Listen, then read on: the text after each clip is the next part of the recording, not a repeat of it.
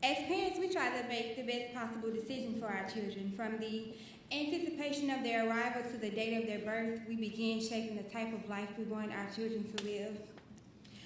I want you to grow up being better than me, and in some ways you already are. So, full of life, unafraid to speak your mind, captivating hearts with those big eyes and that now toothless smile.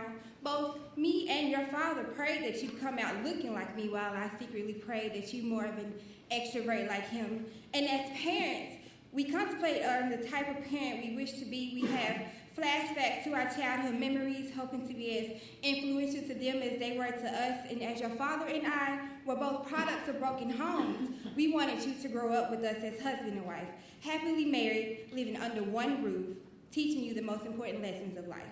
Yet, there are days I realize the importance in my decision, and others I selfishly wish I would have just kept you here. I think back to September 13 and the day I took you to the doctor. I reminisce on the many visits and ER trips as I sit in fear and anger, because for about a month, the diagnosis had been the same. How quickly it went from you spending your days in school to now surgeries and IV drips, yet being told to not worry because it was treatable. And I remember sitting in the living room with your step-grandmother, or Nana, as you like to call her. As she held you in her arms, I can remember the disapproving stares and the judgment in her voice as I said I was afraid for you, that I had wept for you. But what mother wouldn't be afraid? To go from having a healthy 2-year-old to one now suffering from kidney failure, what mother would not be afraid?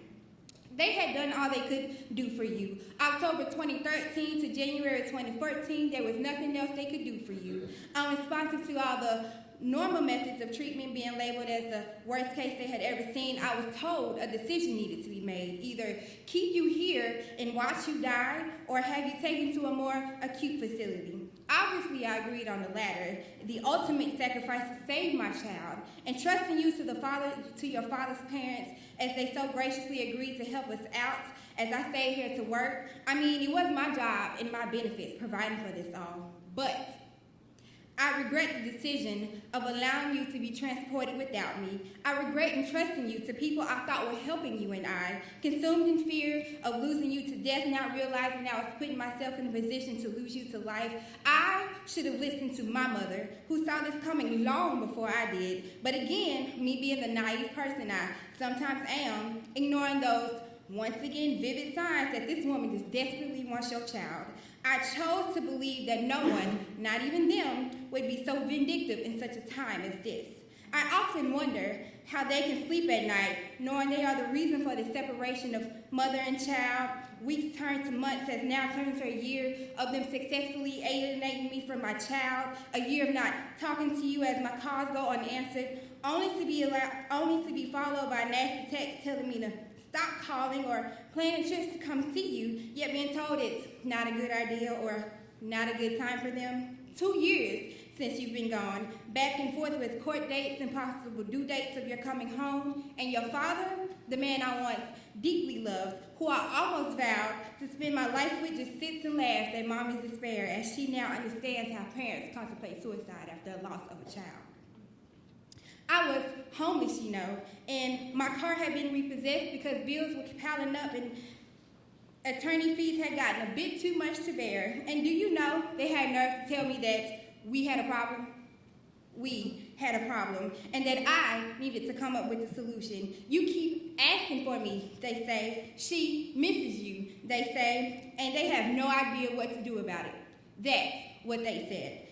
Notice their only solution was only therapy instead of just sending you home.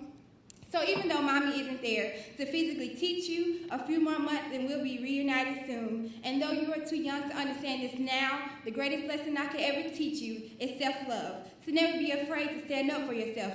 Never let someone think they have gotten the best of you or that they have defeated you. And always remember, nothing in life is meant to break you, but only strengthen you. My decision to send you is what saved your life, now realizing I was also saving mine. Though I couldn't see it then, I can definitely see it now. I guess the Lord thought he needed to fix my life So as you're living as a normal kid right now, just know that mommy is better too. And now the day goes by that she doesn't miss you. This once broken woman, soundly comfortable in herself. This once broken woman turned entrepreneur, found her way to live beyond the pain and sleepless nights, look past the bad, focusing on only the good. Being born into her purpose in the midst of it all. So listen to your mommy when I say it's not the cards that life gives you, but how you play the cards you're dealt. And it's not how others treat you, but how you remain true to yourself.